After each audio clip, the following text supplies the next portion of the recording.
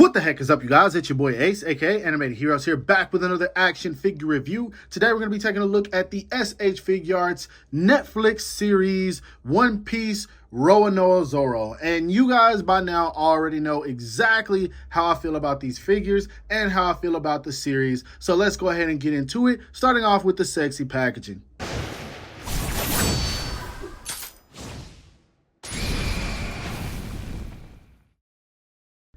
Now, the box pretty much follows the same exact theme that we got with the Luffy figure, as you guys can see. The only difference is Zoro's package is going to be a little bit wider because it contains all of his swords versus Luffy's being on the more slimmer side. Now, anyway, it continues on with the sunset theme, which looks amazing. You have a picture of the actor portraying Zoro right there. Really good image of him. I swear this dude was absolutely badass, and I loved his portrayal of Zoro. You got the window where you can see the figure. It says Netflix One Piece SH Figuarts Roronoa Zoro, a Netflix series One Piece Tamashii Nation's quality sticker of approval, if I can talk. Tamashii Nation's Bandai. You got an image of Zoro right here on the side with One Piece Netflix. The actual boat right there, the Going Merry. I don't know why I couldn't think of the name of it. Anyway, you got One Piece right there, SH Figuarts. Nothing much going on at the top. We got an image of him right there on the bottom. Then, of course, on the back, you got the figure in some poses. And at the bottom, a bunch of stuff I can't read because I imported this figure. Now, anyway, let's go ahead and bust it out of the package because I am extremely excited to talk about this one.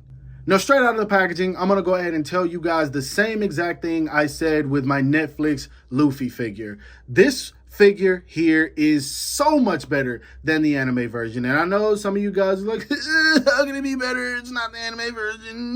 That one's going to be much better. It doesn't make any sense. I refuse to accept it. I'm telling you guys straight up, man. It is what it is. This one right here does so much better than what the anime figure does. And in my opinion, I mean, it's not a perfect figure. Everything's going to have flaws, but at the end of the day, I truly feel like they really put some effort into producing this thing. Now, granted, there's some things that I don't particularly care for, but nothing that I absolutely dislike. Now, the first thing I do want to mention, though, right out of the packaging, actually, before I even get to the nitpicks, I'm just going to say this figure looks damn good, man. I love the pants. I love the boots. I love the shirt. I love the head sculpt. I love the hair. This figure absolutely embodies what season 1 Zoro is, and you can't take that away from it, whether you like the series or not. And when it comes to the figure in particular, the first thing that caught me right off the back is that the figure does look a little bit pale, because if you look at this image of him right here, he does have a bit of a tan to him. Now, granted, that could be because of the lighting, potentially. But I do think most of the series had just about the same lighting. So I do think maybe he should have been a tad bit more brownish. He just comes off as very, very pale. Now, granted, when photographing this guy, I can control the lighting, so I can make it kind of look however I want to. But either way, man, straight out of the packaging, I absolutely dig this thing. Now, anyway, let's go ahead and take a closer look at it so we can see some of the details further.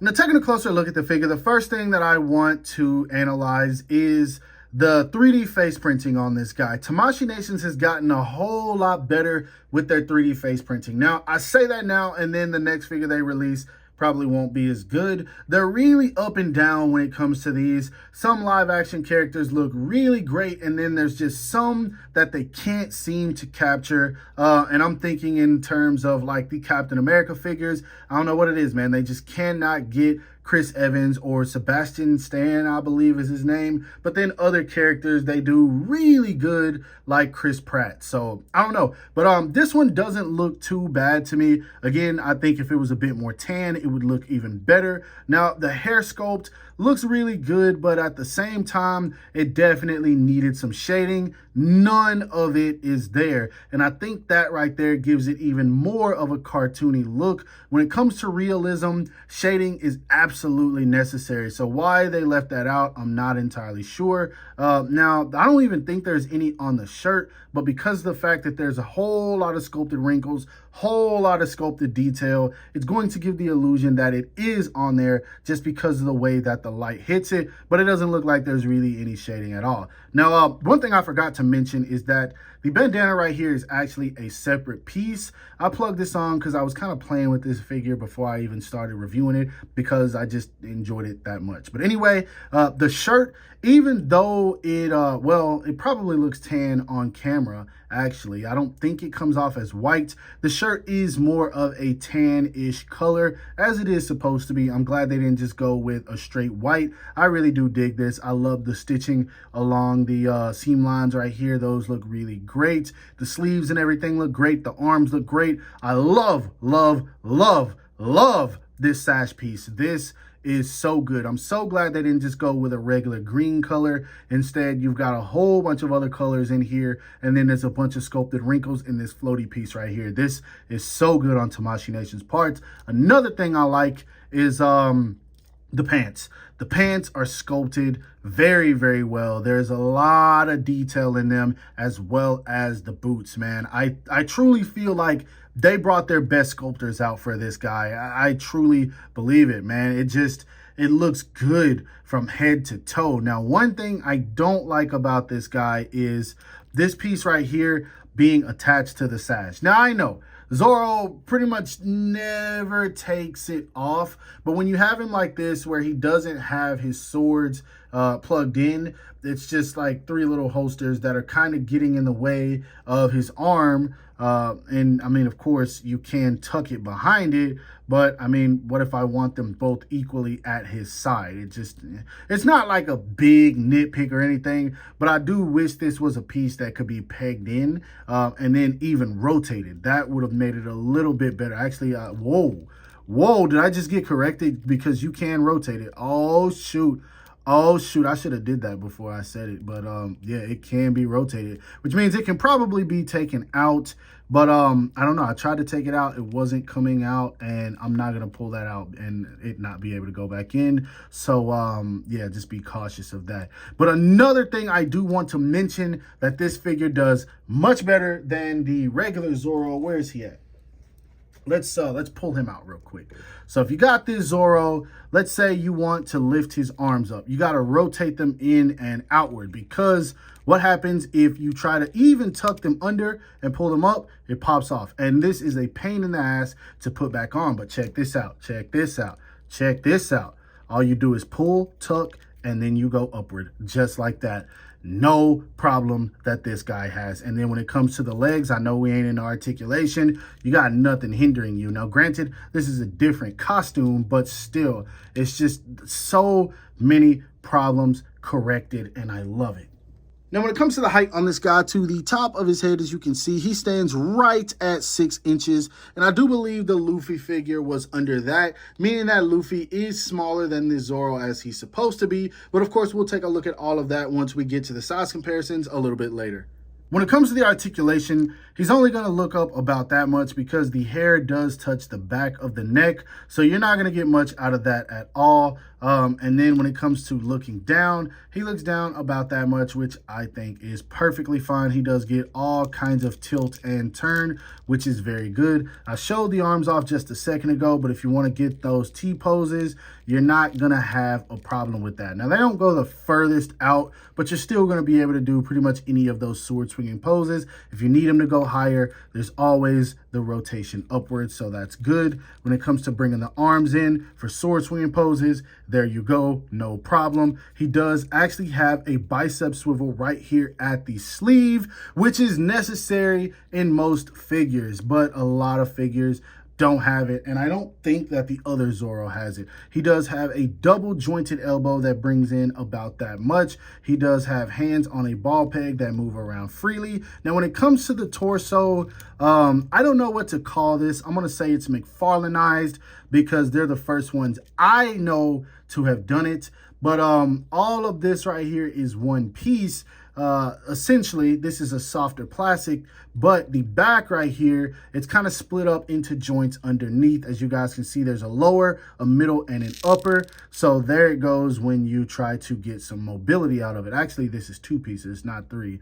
So there's this piece, and then this piece underneath. Now, it doesn't help the most. You can get him to crunch forward about that much, which I think is fine. It probably would have been a bit more if they had made this 3 pieces. I don't know if I would have liked it better because this still is fine and it gives it a more fluid look, so I'm okay with it. He does still turn at the waist, no problem at all. Legs kick forward about that much, kicks back about that much. He can do the splits. He does have a thigh swivel. Now, double jointed knees with single jointed range. This is probably the worst part of the figure. Definitely should get a bit more range than that.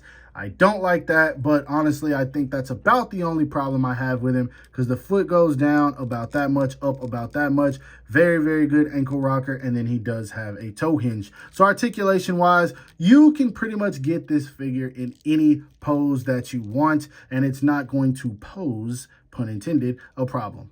Now, when it comes to accessories, he doesn't come with a whole lot, but he comes with everything that he needs. First off, you get his neutral expression right out of the packaging, which is pretty much the only expression he has the entire series. And he comes with a pair of fist hands. Then he comes with the bandana, as I showed you guys earlier, that pretty much just slips onto the arm, no problem at all. Then he does come with 3 swords, 2 of which are just these black katanas, which I think that these are accurate. I don't believe he had any of his special weapons at the beginning of the series. So I'm glad they just went with something standard. Then, of course, he does come with the white sword, in which, if you know, you know, there's a story to this one. And then he does come with them unsheathed. And speaking of unsheathed, you can pop all of these out of the sheath for whenever you have him holding them. But then back to the other one.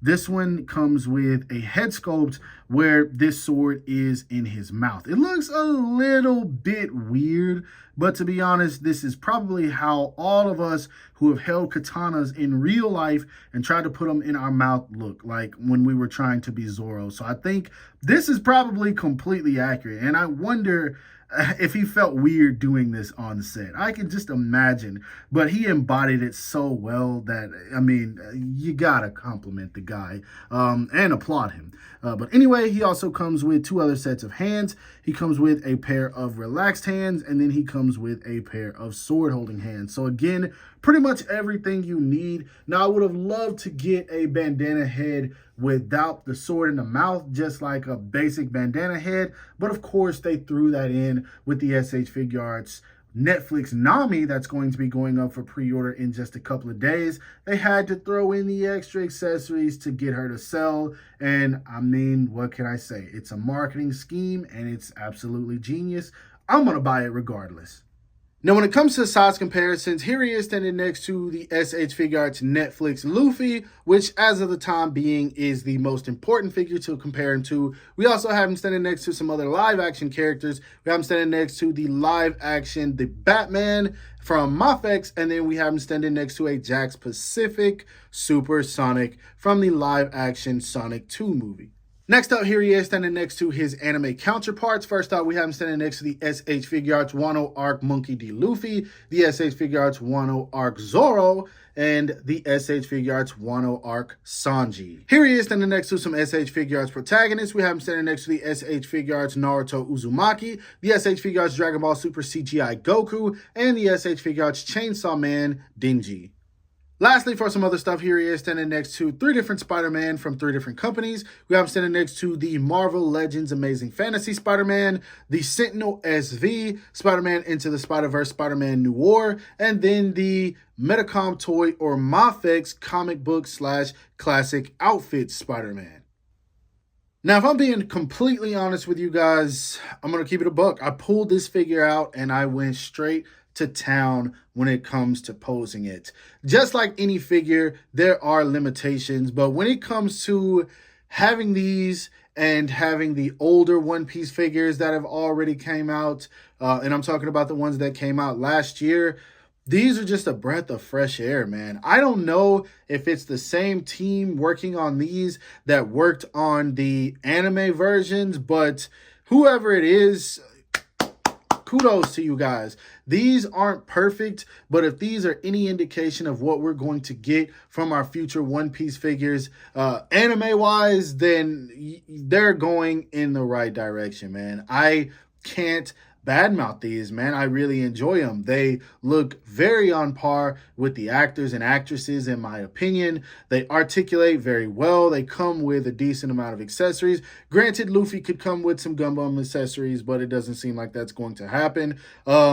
This is a live action version, so it's not like Zoro really needs to come with some slash effects, but any and everything extra would be cool. But for the time being, I'm happy with these, man. I am truly happy with these figures. I have had a lot of fun with this guy, and the more of these I add to my collection, I'm going to have more fun. I am truly looking forward to getting my hands on Nami, and from that point, I hope that they proceed to making Sanji and Usopp. Now, I don't think that these are selling well, in which I get it. There's already plenty of action figures coming out, and with as expensive as some of them are these days, you can't pick up everything. But I said it before, I'll say it again. If you've got the extra money in your budget and you want to experience some moderately cool action figures, really cool in my opinion, these are worth picking up, man. The joy is just all there to have, and I can't recommend them enough. Now, I'm going to stop. I'm pretty much beating a dead horse here, but I seriously really enjoy these things. But anyway, that's my review. I hope that you guys enjoyed it. If so, don't forget to give it a thumbs up, as that always helps me out. Subscribe to my channel if you haven't already. Make sure to hit that bell icon to be notified whenever I upload new content. And last but not least, follow me on everything you see listed in the description below to keep up with my activity outside of YouTube. Hope you guys have a great rest of your day. Stay safe wherever you are, and bye.